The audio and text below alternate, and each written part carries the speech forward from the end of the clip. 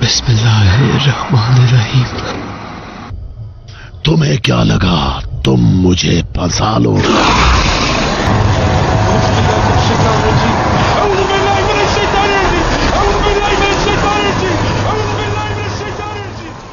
आदम की औलाद खत्म हो जाएगी और जिन दोबारा उठ खड़े होंगे और पहले की तरह इस दुनिया पर राज करेंगे।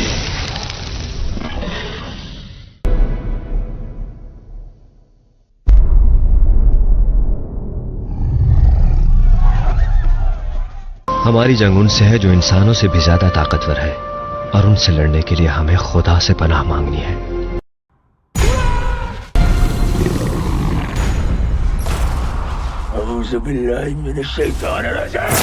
अल्लाह तबारक व तआला के नाम से शुरू, जो बड़ा मेहरबान और निहायत रहम करने वाला है। नाज़रीन मोहतरम, आज की इस वीडियो के अंदर हम आपके साथ शेयर करेंगे कि जिन्नात क्या हैं, जिन्नात की तख्लीक कैसे हुई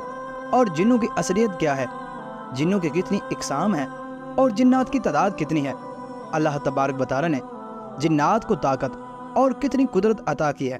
और जिन्नात क्या खाते पीते हैं, और जिन्नों की रिहाइश गाहें कौन सी जगह होती हैं, और जिन्नात की अज़ियत से बचाव के तरीके क्या हैं। लिहाजा इन तमाम तर सवालात के जवाब कुरान और हदीस की रोशनी में जानने के लिए आपसे हमारी गुजारिश है कि आप हमारी इस वीडियो को एंड तक मुलाहिदा फरमाइए। प्यार दोस्तों, कुरान मजीद में जिन्नात की तख्लीक का जिक्र इस तरह से किया गया है कि अल्लाह तबारक व तआला ने इरशाद फरमाया कि इसने इंसान को ठेकरी की तरह बजती हुई मिट्टी से पैदा किया और जिन को आग की लिबड़ से पैदा किया। चुनांचे बाज़ तफसीर के अंदर आता है कि मिन मारिजिम मिन नार से मुराद एक ख़ास नौयत की आग है, ना कि वो आग जो लकड़ी या कोयला के जलाने से पैदा होती है। और मारिज के माना है खालिस शोला, जिसमें धुआं न हो। जिस तरह से पहला इंसान मिट्टी से बनाया गया और फिर तख्लीक के मुख्तलिफ मदारिज से गुजरते हुए इसके जस्द खाकी ने गोश्त पोश्त के जिंदा बशर की शक्ल इख्तियार की और आगे इसकी नस्ल नुतफ़ा से चली। इसी तरह से पहला जिन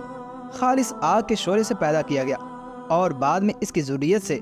जिन्नों की नस्ल पैदा हुई, और उनका वजूद भी असलन एक आतशी वजूद ही है। लेकिन जिस तरह से हम महज एक तोदा खाक नहीं हैं, इसी तरह से वो भी महज शोला आतशी नहीं है। और इब्ने कसीर ने लिखा है कि सलसाल खुश्क मिट्टी को कहते हैं, जिस मिट्टी में मियाँ आवाज़ हो वो फ़खार कहलाती है। इसके अलावा मिट्टी जो आग में पकी हुई हो उसे ठेकरी कहते हैं। और मारी से मुराद सबसे पहला जिन है, जिसे अबुल जिन भी कहा जा सकता है, जैसे हज़रत आदम अलैहिस्सलाम को अबुल आदम कहा जाता है। और लुगत में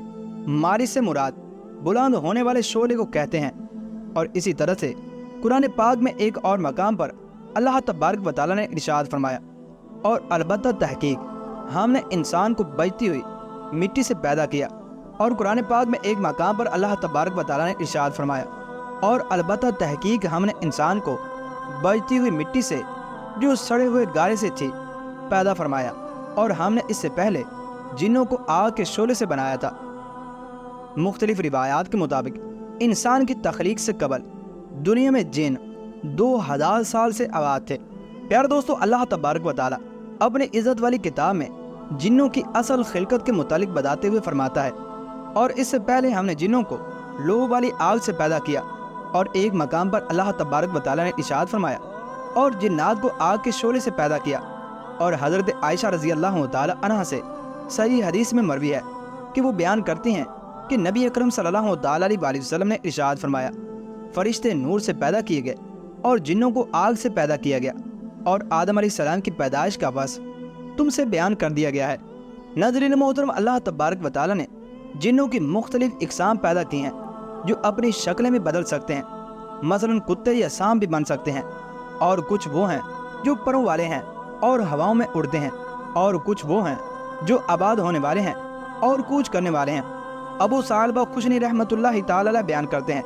कि नबी अकरम सल्लल्लाहु ताला अलैहि वसल्लम ने इरशाद फरमाया कि जिन्नों की 3 किस्में हैं। एक किस्म के पर हैं और वो हवाओं में उड़ते फिरते हैं, और एक किस्म सांप और कुत्ते की शक्ल के अंदर मौजूद है,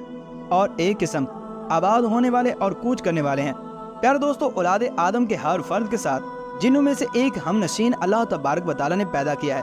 चुनांचे हज़रत अब्दुल्ला बिन मसूद रज़ी अल्लाह तआला अन्हु बयान करते हैं کہ نبی اکرم صلی اللہ تعالیٰ علیہ وسلم نے ارشاد فرمایا، تم میں سے ہر ایک کے ساتھ جنوں میں سے اس کا ایک ہم نشین یعنی کہ قرین ہے۔ تو صحابہ نے کہا، اے اللہ کے رسول صلی اللہ تعالیٰ علیہ وسلم، اور آپ کے ساتھ؟ تو آپ صلی اللہ تعالیٰ علیہ وسلم نے ارشاد فرمایا، جی ہاں، میرے ساتھ بھی ایک قرین ہے، مگر اللہ تبارک و تعالیٰ نے میری مدد فرمائی ہے اور اب وہ مسلمان ہو گیا ہے، تو وہ مجھے بھلائی کے علاوہ کسی چیز کا نہیں کہتا۔ پیار دوستو، یہ بات بھی یاد رکھیں کہ اللہ تبارک و تعالیٰ نے جنوں کو وہ قدرت دی ہے جو انسان کو بظاہر عطا نہیں کی گئی۔ اللہ تبارک و تعالیٰ نے ہمارے لیے ان کی بعض قدرات کا بیان کیا ہے، اور ان میں سے بعض یہ ہیں کہ جنات انتقال اور حرکت کے اعتبار سے بہت زیادہ تیز ہوتے ہیں، اور اللہ تبارک و تعالیٰ کے نبی سلیمان علیہ السلام سے ایک سخت اور چلاک جن نے یمن کی ملکہ کا تخت بیت المقدس میں اتنی مدت میں لانے کا وعدہ کیا تھا کہ ایک آدمی مجلس سے نہ اٹھا ہو۔ چنانچہ ارشاد باری تعالیٰ ہے کہ ایک کبھی ہیکل جن کہنے لگا، اس سے پہلے کہ آپ اپنی مجلس سے اٹھیں میں اسے آپ کے پاس لا کر حاضر کر دوں گا، یقین مانیں میں اس پر قادر ہوں اور میں امانت دار بھی ہوں۔ جنات کے کھانے پینے کے حوالے سے حضرت عبداللہ بن مسعود رضی اللہ تعالیٰ عنہ بیان کرتے ہیں کہ نبی اکرم صلی اللہ تعالیٰ علیہ وسلم نے ارشاد فرمایا، میرے پاس جنوں کا ایک دائی آیا تو میں اس کے ساتھ گیا اور ان پر قرآن پاک پڑھا۔ چنانچہ اس آنے والے نے اپنے آثار اور اپنی آگ کے آثار دکھائے۔ نبی کریم صلی اللہ تعالیٰ علیہ وسلم سے زیادہ راہ یعنی کہ کھانے کے متعلق پوچھا تو حضور اکرم صلی اللہ تعالیٰ علیہ وسلم نے ارشاد فرمایا، تمہارا کھانا ہر وہ ہڈی ہے جس پر اللہ تبارک و تعالیٰ کا نام لیا گیا ہو، وہ تمہارے ہاتھ آئے گی تو وہ گوشت سے پر ہوگی، اور ہر مینگنی تمہارے جانوروں کا چارہ ہے۔ چنانچہ اس کے بعد نبی کریم علیہ السلام نے صحابہ کرام علیہ رضوان سے فرمایا کہ ان دونوں سے استنجا نہ کرو، کیونکہ یہ تمہارے بھائی یعنی کہ جنوں کا کھانا ہے۔ اور ایک روایت میں ہے کہ بے شک میرے پاس نصیبین کے جنوں کا ایک وفد آیا، اور وہ جن بہت ہی اچھے تھے، تو انہوں نے مجھے کھانے کے متعلق پوچھا، تو میں نے اللہ تبارک و تعالیٰ سے ان کے لیے دعا کی کہ وہ کسی ہڈی یا لید کے پاس سے گزریں تو وہ اس پر اپنے کھانے کو پائیں، جس سے ہمیں پتہ چلتا ہے کہ جنوں میں سے ہر مومن جن کا کھانا ہر وہ ہڈی ہے کہ جس پر اللہ تبارک و تعالیٰ کا نام لیا گیا ہو، کیونکہ نبی اکرم صلی اللہ تعالیٰ علیہ وسلم نے ان کے لیے کہ جس چیز پر بسم اللہ نہ پڑھی گئی ہو مباح قرار نہیں دیا۔ اسی وجہ سے جس چیز پر بسم اللہ نہ کہی جائے اسے کافر جن کھاتے ہیں۔ اور جنوں کے جانوروں کا تذکرہ کرتے ہوئے ابن مسعود کی سابقہ حدیث میں ہے کہ جنہوں نے نبی اکرم صلی اللہ تعالیٰ علیہ وسلم نے کھانے کے متعلق پوچھا تو آپ صلی اللہ تعالیٰ علیہ وسلم نے ارشاد فرمایا کہ ہر مینگنی تمہارے جانوروں کا چارہ ہے۔ پیار دوستو، یہ بات بھی یاد رکھیں کہ جس زمین پر انسان زندگی گزار رہے ہیں اسی پر کچھ جنات کی اقسام بھی موجود ہیں، اور ان کی رہائش اکثر خراب جگہیں اور گندگی والی جگہیں ہوتی ہیں، مثلا لیٹرینیں اور قبریں اور گندگی پھینکنے اور پخانہ کرنے کی جگہ۔ تو اسی لیے نبی اکرم صلی اللہ تعالیٰ علیہ وسلم نے ان جگہوں میں داخل ہوتے وقت اسباب اپنانے کا کہا ہے، اور وہ اسباب مشروع اذکار اور دعائیں ہیں۔ انہی میں سے انس بن مالک رضی اللہ تعالیٰ عنہ کی حدیث ہے، وہ بیان کرتے ہیں کہ نبی اکرم صلی اللہ تعالیٰ علیہ وسلم نے ارشاد فرمایا کہ جب بیت الخلاء جانے لگو تو یہ کہہ لیا کرو، اللہم انی اعوذ بک من الخبث والخبائث، اے اللہ میں خبیث جنوں اور خبیث جننیوں سے تیری پناہ چاہتا ہوں۔ اور خطابی کا قول ہے کہ الخبث یہ خبیث کی جمع ہے، اور الخبائث یہ خبیثہ کی جمع ہے۔ اس سے مراد شیطانوں میں مذکر اور مونس ہیں۔ اور جنات کے حساب و کتاب کے حوالے سے امام مجاہد رحمۃ اللہ تعالی علیہ فرماتے ہیں کہ جنات کا بھی حساب و کتاب ہوگا، جیسا کہ اللہ تبارک و تعالیٰ نے ارشاد فرمایا، اور یقیناً جنوں کو یہ معلوم ہے کہ وہ بھی پیش کیے جائیں گے۔ ناظرین محترم، جنات سے بچاؤ کے طریقے کیا ہیں؟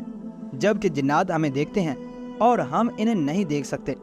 تو اس لیے نبی اکرم صلی اللہ تعالیٰ علیہ وسلم نے ہمیں ان کی اذیت سے بچنے کے لیے بہت سے طریقے سکھائے ہیں، مثلا شیطان مردود سے اللہ تبارک و تعالیٰ کی پناہ کے اندر آنا، اور سورہ فلق اور سورہ ناس پڑھنا، اور قرآن میں شیطان سے پناہ مانگنے کے متعلق آیا ہے، اور دعا کریں، اے میرے رب میں شیطانوں کے وسوسوں سے تیری پناہ چاہتا ہوں، اور اے میرے رب تیری پناہ چاہتا ہوں کہ وہ میرے پاس آ جائیں۔ اور اسی طرح سے گھر میں داخل ہونے سے اور کھانا کھانے سے اور پانی پینے سے اور جماع سے پہلے بسم اللہ پڑھنا شیطانوں کو گھر میں رات گزارنے، کھانے پینے اور جماع میں شرکت سے روک دیتا ہے۔ اسی طرح سے بیت الخلاء میں داخل ہونے سے پہلے اور لباس اتارنے سے قبل جن کو انسان کے شرمگاہ اور اسے تکلیف دینے سے منع کر دیتا ہے۔